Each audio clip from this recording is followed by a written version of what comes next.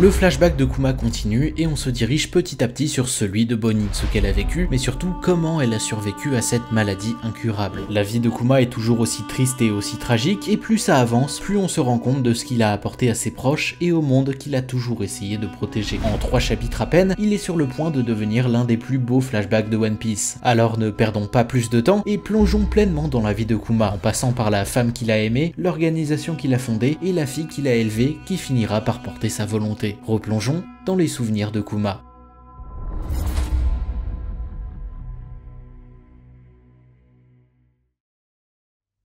Le début du chapitre reprend 14 ans avant les événements qui se déroulent à Egghead. On a appris dans le dernier chapitre que Ginny a été capturée et de son côté l'armée révolutionnaire bat son plein et ne peut malheureusement pas intervenir partout et sont obligés de délaisser certains pays. À ce moment-là, ils reviennent de Goa sur East Blue, là où ils ont trouvé Sabo et ont été une nouvelle fois témoins de l'égoïsme des nobles mondiaux ainsi que des dragons célestes. De l'autre côté, c'est un royaume de South Blue qui cherche à se lever contre les dirigeants du pays. Tumis est un pays ou un peuple qu'on ne connaît pas et qui n'a jamais été mentionné nulle part ailleurs dans le manga. Mais à travers cette première page, on comprend que l'armée révolutionnaire a été et est nécessaire à énormément de pays dans le monde entier. Son action est mondiale et il est certain qu'énormément de royaumes ne pouvaient plus vivre sous le joug du gouvernement. Quoi qu'il arrive, et même si l'organisation de Dragon ne peut pas assurer la sécurité de tous les pays qui font appel à eux, c'est Kuma qui se porte volontaire pour aider les Tumis. L'opération n'est pas sans risque et aurait pu lui coûter la vie, comme on le comprend à la fin, lorsqu'il n'a même plus assez de force pour rentrer avec les pouvoirs de son fruit du démon. Mais à ce stade, Kuma n'en a plus rien à faire. Il ne pense qu'à Ginny qui a disparu et fait tout ce qu'il peut pour aider les gens au maximum, peu importe les risques ou les conséquences que cela entraîne. Dans ce chapitre, on apprend qu'elle a été enlevée par un dragon céleste qui est tombé amoureux d'elle, un événement qu'on a déjà pu voir dans le manga lorsqu'on rencontre San Carlos pour la première fois. Dans le chapitre 499, il croise alors une infirmière et l'oblige à devenir sa nouvelle femme. Et désormais, on peut se dire que si Zoro n'était pas arrivé au même moment, cette femme aurait sûrement connu le même sort que Ginny. Maintenant, on se rend compte d'une chose, parce que certes c'est arrivé 2 fois dans le manga, mais ce n'est pas juste une lubie de Carlos ou celui qui a capturé Ginny. Ça concerne tous les dragons célestes. Ils ont le pouvoir de vie ou de mort sur n'importe qui et pour n'importe quelle raison, soit parce que tu fais trop de bruit, soit parce que tu n'es pas d'accord avec eux, soit parce qu'ils te trouvent simplement belle. Et malheureusement, ça, Kuma le sait mieux que personne. Il a passé son enfance en tant qu'esclave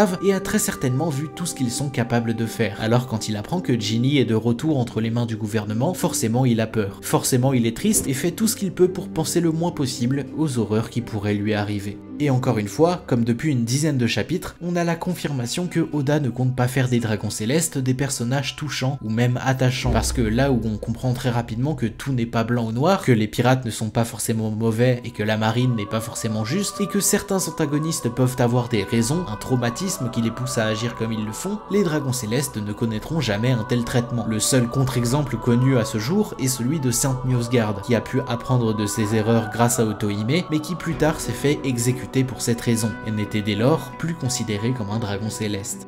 À travers ce flashback, l'introduction de Saturne et des chevaliers divins, on comprend qu'une rédemption ou même une explication à leurs actions n'arrivera jamais et vont continuer de se considérer comme supérieurs quoi qu'il arrive. En d'autres termes, là où Doflamingo a été traumatisé dans son enfance, là où Big Mom a été abandonnée par ses parents et a perdu le seul réconfort qu'elle avait pu trouver, ou même Moria qui a vu tous ses amis mourir face à Kaido, les dragons célestes sont juste mauvais par nature et par conséquent ne changeront jamais. Une anomalie du monde de One Piece que l'armée révolutionnaire et Joy Boy se battent pour supprimer. Après 2 ans, Ginny a finalement réussi à quitter Marie-Joise. Elle est tombée malade et les dragons célestes n'en voulaient plus et l'ont jetée dehors. On apprendra plus tard dans le chapitre qu'elle a développé la saphirite, maladie rare rappelant le saturnisme que Law a développé quand il était petit. Mais contrairement aux chirurgiens, la saphirite ne trouve pour l'instant pas encore d'explication. Ginny et Bonnie sont les seules atteintes de cette maladie qui pourrait bien être héréditaire. On apprend que la victime voit des pierres bleues semblables au saphir se former sur son corps au moindre contact avec de la lumière naturelle. Et si Ginny a été jetée dehors par les dragons célestes, c'est certainement parce qu'ils se sont amusés avec, et qu'en sortant, elle était déjà sûrement dans un état critique. Et elle ne pouvait, quoi qu'il arrive, pas survivre. Attendre et chercher un médecin dans le monde entier, comme Kuma va le faire pour Bonnie, n'était pas envisageable, et elle a fait la seule chose qui lui semblait logique, profiter du peu de temps qui lui restait pour mettre Bonnie en sécurité, espérant qu'elle puisse grandir dans le seul endroit où elle a un jour été heureuse.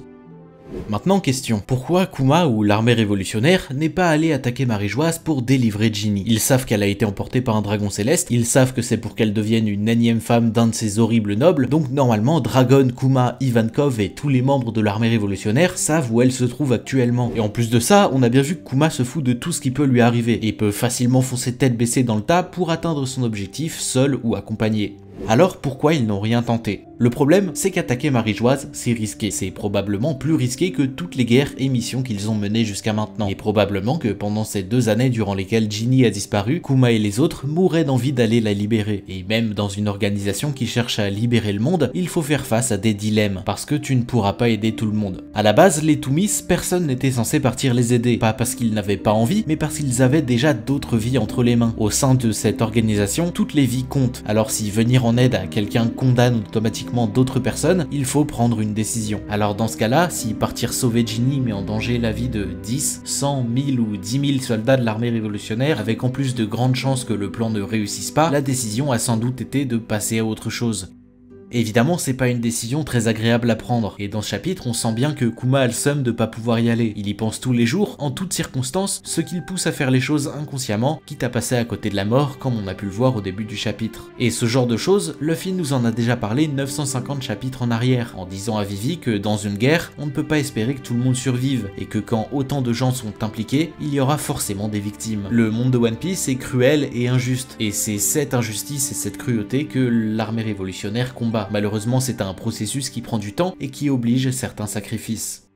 Maintenant, Kuma est surnommé le tyran. La première fois qu'on le rencontre, on nous dit que c'est quelqu'un d'horrible, qui fait souffrir par plaisir et qui était un roi qui a été chassé par son peuple avant qu'il ne rejoigne le gouvernement en acceptant de subir leurs expérimentations. Mais comment tout ça est arrivé? Parce qu'en voyant le flashback, en écoutant Bonnie parler ou même ses proches de l'armée révolutionnaire, Kuma est quelqu'un de bien. Il donne aux autres et prend sur lui comme on l'a vu pendant ces derniers chapitres. Alors pourquoi est-ce que le monde entier le perçoit aussi mal? Et il est possible que ça ait un lien avec les événements qui vont avoir lieu dans le prochain chapitre avec le retour du roi Bekori. Aujourd'hui, il est revenu 16 ans après pour prendre sa place et compte bien se débarrasser de la partie sud de l'île qui ne lui profite pas. Donc on peut se demander pourquoi après 16 ans d'absence, il revient d'un seul coup sans prévenir personne. Et personnellement, je pense que ça a un lien avec Bonnie. En effet, on n'en a pas parlé jusqu'à maintenant, mais Bonnie est né de Ginny et d'un dragon céleste. Et il est possible que ce dragon céleste en particulier ait accepté d'aider Bekori à reprendre son royaume parce qu'il a appris que Bonnie vivait sur cette île. Et comme on a déjà pu le voir à plusieurs reprises dans le manga, en reprenant le contrôle de Sorbet, le gouvernement pourrait modifier quelque peu les événements en faisant passer Kuma pour l'assaillant et Bekori et les dragons célestes pour les héros, changeant à jamais la façon dont le monde perçoit le révolutionnaire. Et donc maintenant, qui est le dragon céleste qui a capturé Ginny? Qui est le véritable père de Bonnie? Dans le dernier chapitre, on a pu voir une partie de la silhouette de celui qui a attaqué l'armée de l'Est, et pour le coup, il ne ressemble pas à un dragon céleste classique, notamment au niveau de la tenue où nous ne percevons pas leur combinaison habituelle. Évidemment, il y a peu de chances que ce soit eux directement qui enlèvent leur proie et font plutôt appel à leurs sous-fifres, leurs esclaves ou même directement à des amiraux, mais c'est possible aussi que ce soit un chevalier divin, parce que eux aussi sont des nobles et donc ils font globalement ce qu'ils veulent, mais ils sont aussi et surtout des combattants hors pair. Et puisqu'il vient d'être introduit, il est possible que le père de Bonnie soit en réalité Garling Figarland, bouclant ainsi la boucle entre God Valley qui a traumatisé Ginny et Kuma et qui a finalement rattrapé Ginny 24 ans plus tard. Une idée qui devient un peu plus intéressante quand on voit que Bonnie ressemble trait pour trait à Shanks et donc à Garling quand il était jeune, lorsque Oda l'a dessiné en homme dans le SBS du tome 72.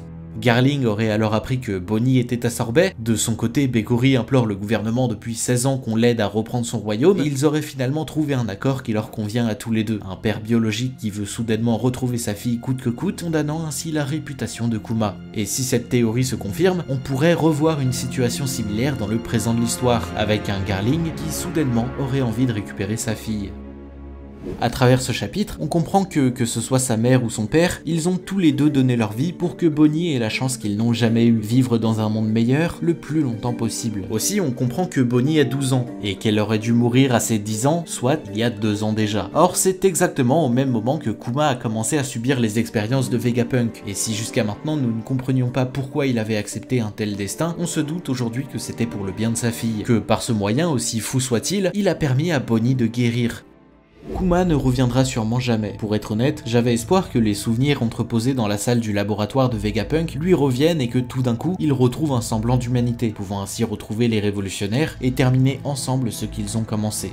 Mais de toute évidence, cette histoire n'a pas été écrite pour qu'elle se termine bien, elle a été écrite pour faire de lui un exemple. C'est un héros qui a toujours rêvé d'aider les gens et qui, à travers sa vie, ses choix et plus particulièrement sa mort, a pu le réaliser. Ses souvenirs gardés chez Vegapunk ne sont pas là pour Kuma, mais bien pour Bonnie. En plongeant dedans, elle va comprendre la situation de son père et tout ce qu'il a fait pour elle. Kuma et Ginny n'ont pas eu beaucoup de chance malgré leur profonde bonté. Toute leur vie n'a pas été simple et n'ont malgré tout jamais lâché jusqu'à donner leur vie pour leur fille. C'est un exemple que Bonnie va comprendre et doit garder avec elle pour toujours. À partir d'aujourd'hui, Bonnie porte en elle la volonté de ses parents. Maintenant, ce flashback et cette volonté que porte Bonnie nous amènent à nous poser la question de savoir si elle peut rejoindre l'équipage de Luffy. C'est une question qui peut sembler un peu bizarre, mais qui n'est pourtant pas là par hasard, parce qu'en fait je trouve qu'elle est très suggérée tout au long de l'arc Egghead, parce que toute sa vie, elle a été bercée dans l'espoir de rencontrer Joy Boy. Elle le sait pas encore, mais Luffy est bien sûr celui qui incarne le garçon souriant, et à mon avis ce n'est pas un hasard si la photo de sa prime l'a autant intriguée lorsqu'ils se sont rencontrés. Je pense qu'elle ne s'en rend pas encore compte, mais je pense qu'elle est à deux doigts de comprendre qui est le pirate qu'elle voit évoluer depuis maintenant plus de 2 ans. Alors ce serait intéressant de comprendre qu'elle souhaite aider Joy Boy, et que pour ça, elle pourrait suivre Luffy jusqu'au One Piece. Autre chose à prendre en compte, mais cette planche en particulier, est la dernière où on voit son équipage. Après ça, ils n'apparaîtront plus jamais. Sur Dressrosa, elle apparaît seule en lisant les journaux. Sur Marie-Joise, elle est encore une fois seule pleurant face à la situation de Kuma. Et sur Egghead, elle dit être venue seule. Maintenant, dans sa vie Rocard, on apprend qu'après avoir croisé Barbe Noire, elle a été capturée par Akainu. Elle aurait réussi à s'enfuir, mais son équipage n'aurait pas eu autant de chance. Est-ce que ça veut dire qu'ils sont morts? Nous n'avons pas de réponse précise, mais il y a un monde où, désormais, Bonnie n'a nulle part où aller, et pourrait vouloir suivre Luffy jusqu'au One Piece. Toujours dans la même situation, elle pourrait vouloir aussi réaliser le rêve de son père, et ainsi rejoindre l'armée révolutionnaire. C'est aussi une idée, mais vu comment elle a été élevée, je pense que si elle a l'occasion d'aider Joy Boy directement, elle le fera. Kuma avait d'ailleurs demandé à Vegapunk une dernière volonté en lui autorisant à aider les Mugiwara dans leur quête, en les aidant notamment à fuir Kizaru sur l'archipel Samondi et en gardant leur bateau jusqu'à leur retour. C'était une volonté de la part de Kuma avant de définitivement partir, et on ne sait pas jusqu'où s'arrêtent ses souvenirs, mais il y a de grandes chances que cet événement soit la dernière décision consciente qu'ait prise Kuma, et donc Bonnie pourrait entendre ce choix et ainsi tirer la même conclusion que son père. Luffy est celui qui va changer le monde, et il faut donc à tout prix qu'il survive. D'ailleurs, Barbe Noire a vaincu l'eau en lui disant que s'il n'avait plus de bateau, alors il ne pouvait plus se considérer comme un équipage pirate, ce qui pourrait suggérer que Bonnie, qui n'a plus personne à qui se rapprocher et dont le bateau a été bouffé, n'est plus à proprement parler une pirate, et qu'elle a maintenant la possibilité de savoir pleinement ce qu'elle veut faire de sa vie. Quoi qu'il arrive, Kuma est toujours en train de se rendre sur Egghead, et le moment où il arrivera, il se passera quelque chose de fort qui changera énormément la situation de Bonnie, acceptant pour de bon la mort de son père.